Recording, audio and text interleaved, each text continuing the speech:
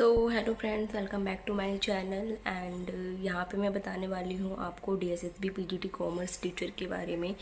मैं एग्ज़ाम देकर आई थी जो कि 25 सितंबर को था। तो वहाँ पे क्या रूल्स एंड रेगुलेशन थे और सेंटर कैसा था और पेपर का लेवल कैसा आया था, तो ये सारी चीज़ें डिस्कस करेंगे इस वीडियो में। तो यहाँ पे जो पेपर था मेरा 25 सितंबर का था और नोएडा जो था वो मेरा सेंटर पड़ा था और सेक्टर 64। तो वहाँ मुझे पहुँचने में ही लग गए थे अराउंड 1.5 ईयर। तो और भीड़ भी वहाँ पे काफ़ी थी। मैंने सोचा कि अगर 2-3 पोस्टर तो शायद भीड़ कम हो, लेकिन जैसे एसएससी में भीड़ होती है उससे थोड़ी कम थी, बट हाँ भीड़ थी।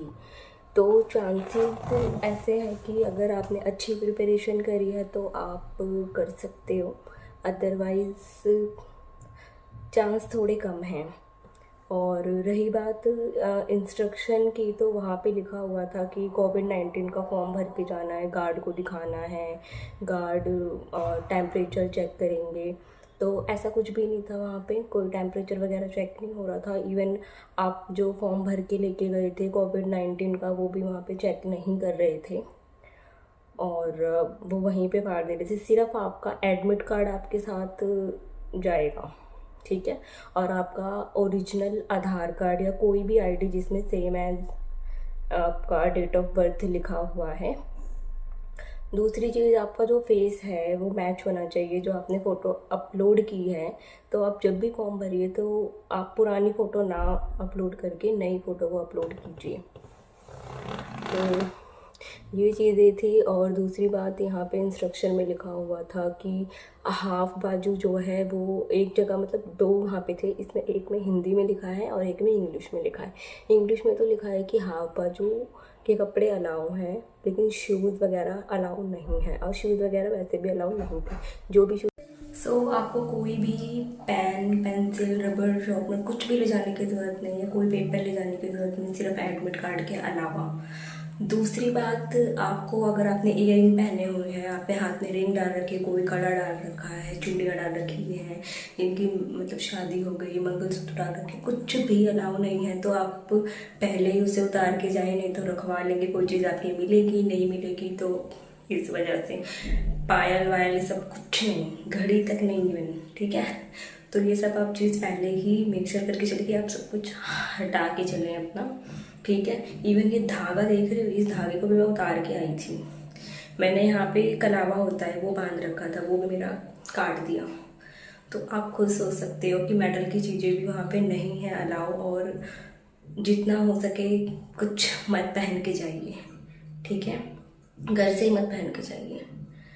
और रही बात, फिर हम जाते हैं चेक वगैरह करा के पेपर देने, तो वहाँ पे भी आपका पहले बायोमेट्रिक होता है, फिर आपको सीट अलाउ होती है कि हाँ इस सीट पे आपका एग्ज़ाम होगा, ठीक है। वहाँ पे फिर आपको एक पेपर दिया जाएगा, उसमें लिखा रहेगा कि हिंदी में लिखना है और इंग्लिश में लिखना है ये चीज़ें, तो वहाँ पे आपको ये लिख देनी है। दूसरी बात, आपको वन थिंग और कि जो क्लचर वगैरह आप लगा रहे हो, कोई क्लिप लगा रहे हो, तो वो भी आपको नहीं लगाना है, ठीक है। वो सब उतरवा लेंगे आपसे, आपको खुद का रबड़ बैंड सा दे देंगे एक कि भाई इसको लगा लो, ठीक है। और अब हम आते हैं एग्ज़ाम के ऊपर कि एग्ज़ाम में क्या क्या हुआ, कैसे था। तो एग्ज़ाम में 300 क्वेश्चन थे, 3 घंटे हमें मिले हुए थे, जिसमें से जो 100 क्वेश्चन थे वो तो थे आपके मैथ्स के, रीजनिंग, इंग्लिश, हिंदी, ठीक है। और एक और था, मैंने बोल दिया क्या, रीजनिंग, मैथ्स, हिंदी, इंग्लिश और जीके, ठीक है।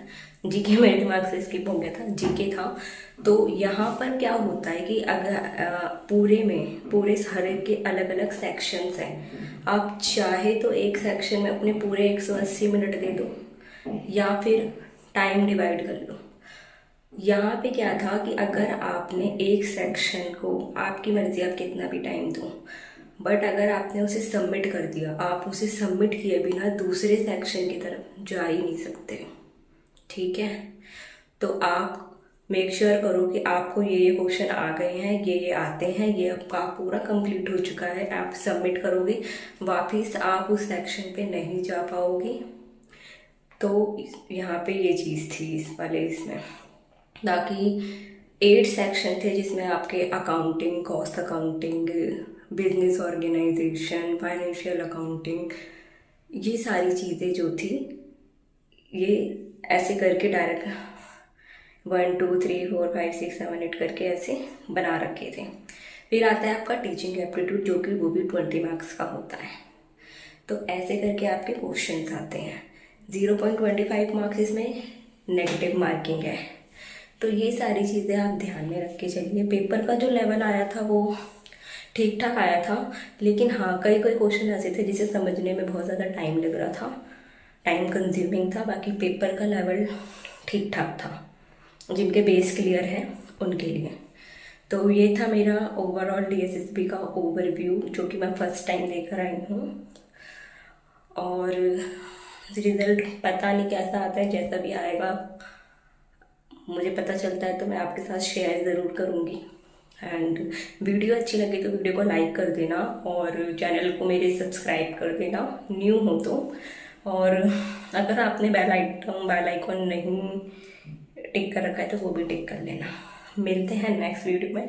और मैं एक अलग अलग तरह के सीरीज़ लेकर आने वाली हूँ कॉमर्स से ही रिलेटेड, तो आप उसे भी सपोर्ट करना। मिलते हैं नेक्स्ट वीडियो में, जब तक के लिए टाटा बाय बाय।